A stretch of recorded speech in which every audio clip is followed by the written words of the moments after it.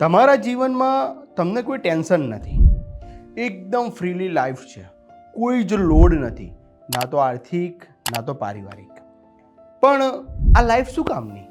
જો તમારા જીવનની અંદર તમને કંઈક ને કંઈક ચમત્કાર ન મળતા હોય તો, કંઈક ને કંઈક શીખવા ન મળતું હોય તો એ લાઈફ કામની શું?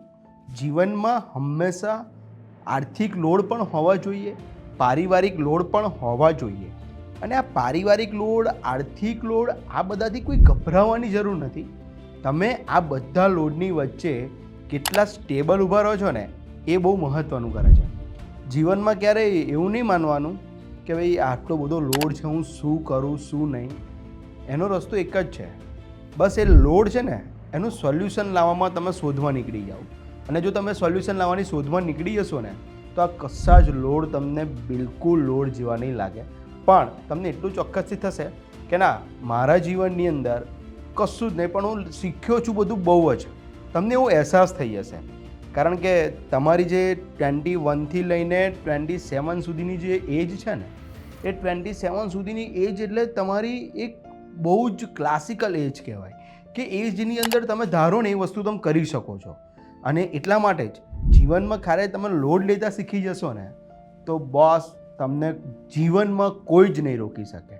અને ક્યારેય કોઈ પણ પ્રકારનો લોડ આવી જાય ને તો એમાંથી બિલકુલ ગભરાવાનું કે પીછેહટ નહીં કરવાની, સ્ટેબલ ઊભું રહેવાનું.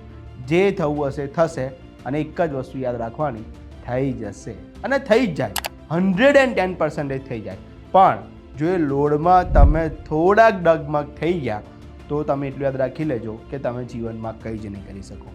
પણ જીવનની અંદર આર્થિક લોડ પણ હોવો જરૂરી છે, પારિવારિક લોડ પણ હોવો જરૂરી છે, સામાજિક લોડ પણ હોવો જરૂરી છે. કારણ કે ત્યારે જ આપણને આપણી જવાબદારીનું ભાન આવશે અને એ જવાબદારીઓને આપણે સ્વીકારવી પડશે.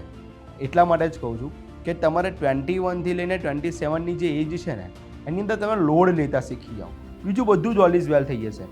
કારણ કે 27થી લઈને 35ની એજની અંદર તો તમારે વેલ સેટ થવાનું છે. પણ 27ની એજ સુધીમાં તમે જો લોડ લેતા શીખી ગયા તો તમે 27થી લઈને 35ની એજમાં તમે ઓલવેઝ કંઈક ને કંઈક કરશો, એ નક્કી છે.